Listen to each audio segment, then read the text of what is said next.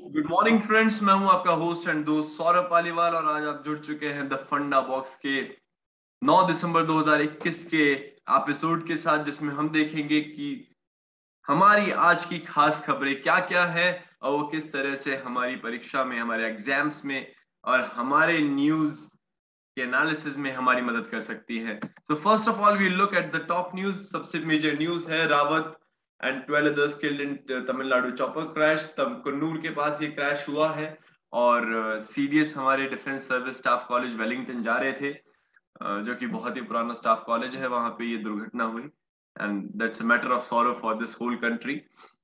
यहाँ पे ये इंडियन एयरफोर्स के MI-17V5 हेलीकॉप्टर से जा रहे थे, जो कि one of the safest consider होता है। कन्नूर कन्नूर कहाँ पर है? कन्नूर ट्राई जंक्शन पे है। ट्राई जंक्शन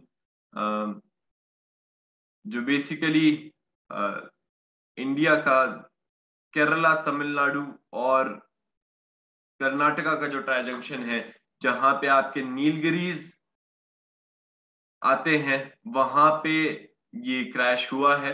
वहां पे क्रैश के मेजर रीजन है, वहां पे जनरली मिस्ट रहती है, वेदर जनरली टर्बुलेंट रहता है और कहीं ना कहीं एक ट्री में क्रैश हो गया है। तो इस पर्टिकुलर जगह पे ये चॉपर हमारा दुर्घटनाग्रस्त हुआ है। हम आगे बढ़ते हैं। Next is Ken Betwa link project के लिए नॉड मिल गया है। ये प्रोजेक्ट बहुत टाइम से इश्यूज में था। इश्यू क्या था कि यहाँ पे पन्ना टाइगर रिजर्व का अच्छा खासा एरिया वो सबमर्जेंस में आ रहा था, तो that was the major issue for this Ken Betwa link project. तो ये प्रोजेक्ट फाइनली इसको नॉड मिल गया है। इसके ये किस तरह से होगा? यहाँ पे एक दौधन डैम बनेगा जो कि केन रिवर के ऊपर बनेगा। इसके लिए हम एक क्वेश्चन भी देख सकते हैं। The question is that Daudhan dam is situated on which river? तो केन, गोमती, यमुना और Chambal. The answer is Ken river. तो केन रिवर के ऊपर बेसिकली ये डैम बनेगा और ये डैम जो है कहीं ना कहीं बेतवा के जो फॉल्स ऑफ वाटर है उसको कम करेगा, क्योंकि केन इज अ सरप्लस रिवर और बेतवा का जो बेसिन है वो थोड़ा सा डेफिसिट बेसिन है। और कहीं ना कहीं जो कैनाल्स जाएंगी वो बुंदेलखंड एरिया को कवर करते हुए जाएंगी। बुंदेलखंड एरिया में वाटर की काफी स्कैसिटी है, ग्रेनाइटिक रॉक्स हैं। तो वो जो ग्रेनाइटिक रॉक्स है उसकी वजह से वहाँ एग्रीकल्चर अच्छा नहीं हो पाता है। नीस है, एक्चुअली बेसिकली नीस रॉक्स हैं, तो उसकी वजह से यहाँ पे एग्रीकल्चर अच्छा नहीं हो पाता है। तो वाटर मिलने की वजह से वो चीज इंप्रूव हो सकती है। Smog towers current efficiency half of it, Delhi government claim. यहाँ काम की बात यह है कि स्मॉग टावर्स क्या होते हैं। तो स्मॉग टावर्स बेसिकली एक आपके हेपा फिल्ट्रेशन मैकेनिज्म या एयर आयनाइजेशन टेक्निक पे वर्क करते हैं, जिसके थ्रू आपका PM2.5 रिमूवल होता है। तो there is a question here कि स्मॉग टावर किस प्रिंसिपल पे फंक्शन करते हैं? यस, आयनाइजेशन टेक्नोलॉजी पे फंक्शन करते हैं। जनरली देखने में ऐसा लगेगा कि प्रेसिपिटेशन टेक्नोलॉजी या फिर रेनफॉल के किसी मेथड में वर्क करते होंगे, बट नहीं, ये एक तरह के लार्ज स्केल एयर प्योरीफायर्स है, बिकॉज एयर प्योरीफायर्स भी आयनाइजेशन टेक्निक पर ही वर्क करते हैं। नेक्स्ट जब हम आएंगे तो वील सी कि पॉलिटिकल न्यूज आज काफी ज्यादा आई है, तो there is nothing as such. Editorials में जो सबसे इंपॉर्टेंट एडिटोरियल आया है वो आया है Russia legacy relationship with limitations. Russia बहुत दिनों से न्यूज में चल रहा है, हम आज इसको डिटेल में कवर करेंगे। So basically India Russia relation इस साल के किसी भी एग्जामिनेशन के लिए बहुत ज्यादा इंपॉर्टेंट है। उसके इंपॉर्टेंट होने की मेजर रीजंस क्या है? उसके इंपॉर्टेंट होने के मेजर रीजंस ये हैं कि इंडिया एंड रशिया रिलेशनशिप्स जो है उनका 50th एनिवर्सरी भी अभी सेलिब्रेट हुआ है of the Indo Soviet treaty on peace, friendship and cooperation, जो कि 1971 में साइन हुई थी। तो उसका भी 50th एनिवर्सरी है और यूपीएससी एनिवर्सरी इस पे बहुत स्टिक करती है। अपन को ध्यान देना है कि इस साल ये रिलेशन बहुत इंपॉर्टेंट हो जाते हैं। रशियन प्रेसिडेंट पुतिन इंडिया आए हैं और बहुत सारे फैक्टर्स पे बात हुई है। तो हमें ये पहली चीज तो ये ध्यान में रखनी होगी कि कहीं ना कहीं रशिया हमारे डीपली स्ट्रेटेजिक पार्टनर की कैटेगरी में आते हैं। We have very strengthened relationships with Russia. लेकिन क्या इंपॉर्टेंस है रशिया की, इंडिया रशिया की स्ट्रेटेजिक रिलेशनशिप्स की, हम जल्दी जल्दी देखेंगे। पहली है हमारे डिफेंस पार्टनरशिप। तो टेक्नोलॉजी के ट्रांसफर पे भी हमने काम किया है। हमारे 5th जनरेशन फाइटर एयरक्राफ्ट अभी भी टेक्नोलॉजी ट्रांसफर के साथ रशिया के साथ हम डेवलप कर रहे हैं। ब्रह्मोस हमने टेक्नोलॉजी ट्रांसफर के साथ डेवलप किया। ज्वाइंट डेवलपमेंट करते हैं, मार्केटिंग करते हैं, सेलिंग भी करी है हमने, इंडिया रशिया ने ब्राह्मोस की ज्वाइंट सेलिंग भी करी है, BrahMos cruise missile programme Sukhoi SU-30, और अभी ऑनगोइंग है हमारे 5th generation fighter aircraft. Next आते हैं हम इकोनॉमिक रिलेशनशिप्स पे, यही हमारा आता है वीक पिलर। क्या वीकनेस है इस पिलर की? इकोनॉमिक रिलेशनशिप्स क्यों वीक हैं? क्योंकि हमारे क्रॉस कंट्री रिलेशनशिप्स इतने स्ट्रांग नहीं है। जो ट्रेड रूट्स हैं वो सेंट्रल एशिया से गुजरते हैं, अफगानिस्तान होके जाते हैं, या तो कहीं ना कहीं वो रोड रूट्स जो कि है बहुत ज्यादा हिंडर्ड है, और जो सी रूट्स हैं वो बहुत लंबे हैं। तो गुड सप्लाईज बहुत वीक है, उसके बाद रशिया की पॉपुलेशन भी बहुत कम है, तो we have a bilateral trade off में $7.5 बिलियन इन 2019, जिसको हम $30 बिलियन करना चाहते हैं 2025 तक। फीजिबल सा नहीं लगता, but still we are trying. Next is energy security. इसमें रशिया की बहुत बड़ी मदद मिल सकती है इंडिया को। क्या है energy security? Russia has built nuclear reactors in India, Kudankulam भी बिल्ड किया है, बाकी चीजें भी है। सखालिन गैस फील्ड जो है उस पर हमारी ONGC वर्क कर रही है। बट मोस्ट इंपॉर्टेंट चीज जिसमें रशिया प्रोवाइड करवा सकता है वो है ऑयल और गैस। जो सर्बिया एरिया है रशिया का, वहां पे ऑयल और गैस निकलती है।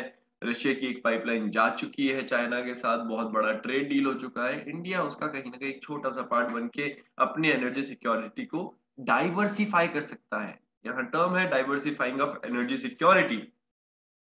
नेक्स्ट हम आते हैं स्पेस टेक्नोलॉजी की तरफ। तो स्पेस टेक्नोलॉजी में रशिया, स्पेस टेक्नोलॉजी में 4 दशक पुराना रिलेशनशिप है। क्रायोजेनिक टेक्नोलॉजी भी इंडिया के पास कहीं ना कहीं एक हद तक रशिया से आई है। इंटरनेशनल स्टैंडिंग क्या है? India's bid for permanent seat in UNC को सपोर्ट करता है रशिया। कल्चरल रिलेशन हमने बनाने की कोशिश करी है थ्रू प्रोग्राम्स लाइक नमस्ते रशिया। वहां पे हमारे सेंटर ऑफ एक्सीलेंस भी हैं, कल्चरल सेंटर्स भी हैं, हमारे संगीत नाटक अकेडमी का भी एक सेंटर हमने रशिया में ओपन किया है। कंटेम्प्ररी रिलेशंस में अभी थोड़ी सी गिरावट आई है। क्यों? क्योंकि इंडिया, जो कि हमारा आर्टिकल भी बोलता है, इंडिया चाइना रशिया और US का एक क्वाड है। उस क्वाड के इंटरमिटेंट रिलेशनशिप्स बहुत कॉम्प्लिकेटेड है, उसकी वजह से कहीं ना कहीं कड़वाहट आई है। Next is India's growing proximity to US। अगेन, क्योंकि इंडो पैसिफिक के नाम पे जो हम US के साथ प्रॉक्सिमिटी ले आए हैं, 4 एग्रीमेंट्स हो चुके हैं हमारे लॉजिस्टिक्स से रिलेटेड। और अभी भी रेलोसा, जो रेलोस जो कि रशिया के साथ हमारा एग्रीमेंट है, वो अभी भी अब जाके उसको कंक्लूजन पे आया है। So the point is that कि हमें रशिया के साथ इन रिलेशनशिप्स पे भी फास्टन अप रहना पड़ेगा, ताकि हम हमारी जो डीहाइफिनेशन वाली पॉलिसी है हम उसको, और मल्टीलेटरलिज्म वाली पॉलिसी उसको फॉलो कर पाए। नेक्स्ट, ट्रेड एक इशू है जैसा कि हमने बात करी थी। और रशिया का जो change in foreign policy stand, specially towards Pakistan due to Afghanistan, तो क्योंकि वहां पे वो आर्म्स भी सप्लाई कर रहे हैं पाकिस्तान को, मिलिट्री एक्सरसाइज भी कर रहे हैं, तो कहीं ना कहीं वो चाइना की वजह से वो कुछ इश्यूज भी अगेन सामने आने लगे हैं। तालिबान में इंडिया और रशिया के ओपिनियंस डिफर करते हैं, बट अच्छी बात यह है अगर हम इसी को पॉजिटिव सेंस में लें कि तालिबान के साथ रशिया के रिलेशनशिप्स अच्छे हैं। कहीं ना कहीं इंडिया रशिया को पार्टनर बना के आगे बढ़ सकता है और तालिबान के साथ अपने रिलेशनशिप्स इंप्रूव कर सकता है, क्योंकि अब Taliban is the reality, so India should move towards it, क्योंकि इंडिया के अफगानिस्तान में बहुत ज्यादा इन्वेस्टमेंट्स हैं। What is the way forward?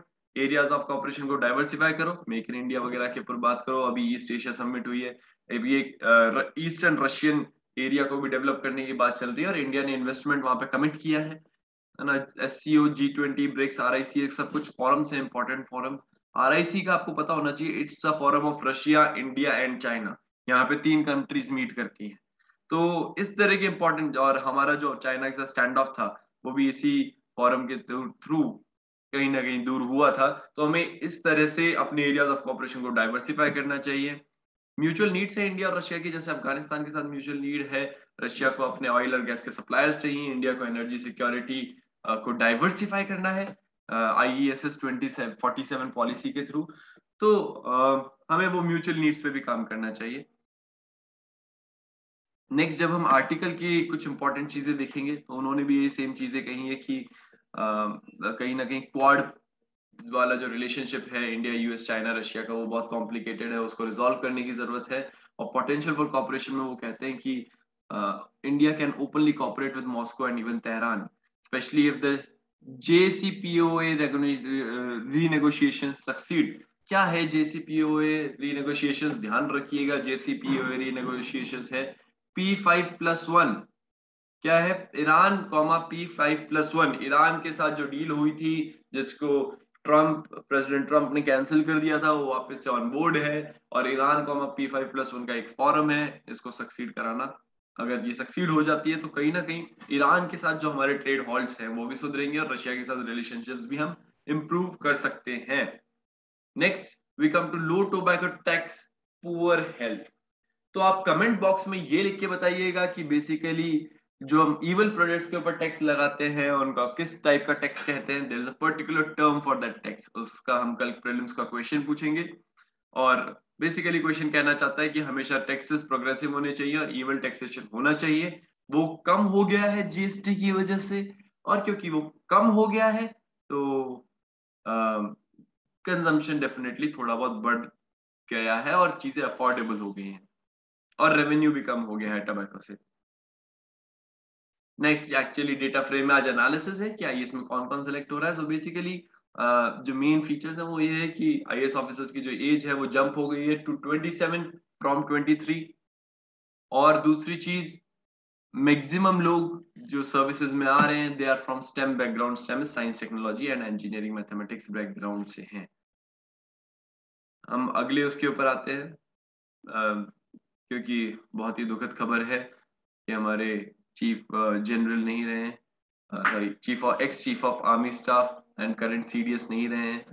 तो पहली बार सीडीएस बनाए गए थे और उसमें वो वैक्यूम आ गया, so this whole page is devoted to that. Next is ये वाला जो पेज है ये ओमिक्रॉन के ऊपर डिवोटेड है, डेडिकेटेड है। बट ओमिक्रॉन के ऊपर अभी और भी रिसर्च आना है बाकी है, 3-4 दिन से रिसर्च आ रही है। एज सून एज रिसर्चेस कम हम इसको डीपली डिस्कस करेंगे। आज हम थोड़ा सा ऑन लाइटर नोट देखेंगे कि एआरटी और सरोगेसी ये जो बिल पास हुए हैं वो उनका हल्का सा उनका प्रोविजन क्या है, कल डिटेल में एनालिसिस करेंगे इन बिल्स का। So these bills, ART and surrogacy bills, ART क्या होता है? Assisted reproductive technologies। तो जितनी भी टेक्नोलॉजीज है these are for good, but कभी कभार इनका मिसयूज किया जा सकता है। तो इस मिसयूज को रोकने के लिए और सरोगेसी अपने आप में एक एथिक्स का क्वेश्चन भी है दोस्तों। और सरोगेसी को एथिकल बनाने के लिए we talk about ethical surrogacy. तो उस एथिकल सरोगेसी के हिसाब से ये बिल्स लाए गए हैं और इनमें से ये दोनों बिल्स पास हो गए हैं। The bill related to surrogacy aims to constitute a national surrogacy board. ये bill national surrogacy board, state surrogacy boards बनाने की तरफ है। और दूसरी चीज एआरटी बिल जो है वो बोलते हैं कि ये जो आपके क्लिनिक्स हैं और जो एआरटी बैंक्स हैं उनको मॉनिटर करेंगे और उनका मिसयूज बचाएंगे, बस दैट्स इट। ये इस बिल का ऑब्जेक्टिव है। कल डिटेल में ये दोनों बिल स्टडी करेंगे, important for this mains exam. Next, US house passes $768 billion defence spending bill. ये one of the highest defence spending bill है वर्ल्ड का। बट हमारे लिए इंपॉर्टेंट क्या है इसके अंदर? It calls for broadening of US engagement with India. कि आप इसको रेफर करके अपने आंसर में लिख सकते हैं कि अभी जो वहां का डिफेंस स्पेंडिंग बिल आया है वो भी इंडिया के साथ डिफेंस एंगेजमेंट बढ़ाने के बारे में बात करता है। Next, shawls वाउज new beginning for Germany. तो ये छोटा सा एक बस फैक्टॉइड है कि ओला शॉल्स है जो कि ओलाफ शॉल्स जो कि पहले फाइनेंस मिनिस्टर थे जर्मनी के, वो अब वहां के चांसलर बन चुके हैं 16 इयर्स के अच्छे टेन्योर के बाद। एंड जो जर्मन चांसलर थी एंजेला मर्केल, नाउ उन्होंने हैंड ओवर कर दिया है चार्ज अपना। नेक्स्ट इज हम आएंगे कंटेक्स्ट एंड टेक्स्ट में। वहां आज काफी अच्छी न्यूज आई है, दो इंपॉर्टेंट न्यूज जो है। पहली चीज तो हमारी है सबसे इंपॉर्टेंट चीज ग्लोबल ट्रेंड्स इन इनइक्वालिटी की। तो हम देखेंगे कि वर्ल्ड इनइक्वालिटी रिपोर्ट होती क्या है, मेथोडोलॉजी कैसे बाकी अदर इकोनॉमिक रिपोर्ट से डिफरेंट है और इंडिया कैसा उसमें चल रहा है। तो बेसिकली इस बार का वर्ल्ड इकोनॉमिक रिपोर्ट किसने निकाला है? It's by Lucas Chancel and coordinated by Nobel winning economics Thomas Piketty. ठीक है, इन दोनों ने ये निकाला है। ग्लोबल ट्रेंड क्या है? ग्लोबल ट्रेंड ये है कि भाई, कोट इट इन योर ऐसे, बहुत अच्छा लगता है जब इस तरह के फैक्टॉइड्स आप ऐसे में यूज करते हैं कि richest 10% global population take home 50% of global income. Richest जो आपकी पॉपुलेशन है 10% और 50% इनकम को लेके जाती है। और वेल्थ की बात करें, इनकम और वेल्थ में डिफरेंस है, वेल्थ आप परमानेंट ओन करते रहते हैं, तो richest 10% own 76% of all wealth. 10% 76% सारी वेल्थ को रखते हैं अपने पास। सबसे ज्यादा इनइक्वालिटी का है मिडिल ईस्ट में है, बट इंडिया भी पीछे नहीं है। मिडिल ईस्ट है जहां पे टॉप 10% का 58% वेल्थ है, बट इंडिया के पास 10% का 57% वेल्थ है। 10% के पास 57% इनकम है। So that is also an issue. 10% के पास 57% वेल्थ है, तो कहीं ना कहीं ये चीजें इम्पैक्ट करती हैं बहुत ज्यादा। और लोअर मिडिल क्लास और मिडिल इनकम क्लास के पास अगर पैसा नहीं होता, तो आपको पता है एक टर्म होता है इकोनॉमिक्स का, इसके फैक्ट इसके क्या क्या नुकसान होते हैं। पहली चीज होती है marginal propensity to consume, MPC. तो अगर आपके मिडिल इनकम और लोअर इनकम ग्रुप के पास पैसा नहीं है, तो आपकी जो कंजम्पशन स्पेंडिंग है, वो कंजम्पशन स्पेंडिंग कहीं ना कहीं आपकी रुक जाएगी और वो स्टेगनेंट हो जाएगी। क्योंकि अगर आपके हायर इनकम ग्रुप के पास पैसा है तो उनकी स्पेंडिंग इस तरह से रहती है, लेकिन अगर लोअर इनकम ग्रुप के पास पैसा है तो उनकी स्पेंडिंग प्रोग्रेस करती है, कॉन्टिन्यूस। सारा पैसा, अच्छा खासा पैसा, थोड़ा पैसा एमपीएस में जाता है और थोड़ा पैसा एमपीसी में जाता है, ज्यादातर पैसा एमपीसी में जाता है, कंजम्पशन में जाता है। उससे आपकी इकोनॉमी बढ़ती है। और अगर ज्यादातर वेल्थ एक्यूमुलेट हो जाती है तो उससे आपकी इकोनॉमी भी डिटियोरेट हो जाती है। तो वेल्थ को मार्केट में लाया जाना बहुत जरूरी है। So this is important. दूसरी चीज क्या होती है इनइक्वालिटी से? इनइक्वालिटी के साथ आप अलग अलग तरह के कर्व्स को रिलेट कर सकते हैं। फॉर एग्जांपल, लॉरेंस कर्व को आप इक्वेट कर सकते हैं कि इनइक्वालिटी से और क्या क्या चीज होती है। तो इस केस में आप ध्यान रखिएगा कि आपको आंसर में डालना है, इसके ऊपर आज हमारा एक मेंस का क्वेश्चन है, आपको डालना है आंसर में लॉरेंस कर्व। लॉरेंस कर्व के साथ इक्वेट कीजिए इस चीज को। ठीक है, तो ये दूसरी चीज होती है। तीसरी चीज क्या है कि आपका कहीं ना कहीं सोशल डिग्रेडेशन होता है, और लोअर क्लास अगर लोअर क्लास ही रह जाएगा तो वहां पे जो फीमेल की सिचुएशन है वो डिटियोरेट होती है। और इनफैक्ट ये एक वाइस वर्सा विशियस साइकिल है। उस विशियस साइकिल का एग्जांपल आप देखिए कि इनइक्वालिटी है किसकी वजह से? इनइक्वालिटी इस वजह से है दोस्तों, क्योंकि हमारी सिर्फ 18% फीमेल्स, लेबर शेयर में सिर्फ फीमेल्स का सिर्फ 18% शेयर है, which is one of the lowest in the world. This is lower than both the Asian averages also. तो हमारी फीमेल्स का शेयर बहुत कम है लेबर में, दैट्स द पॉइंट।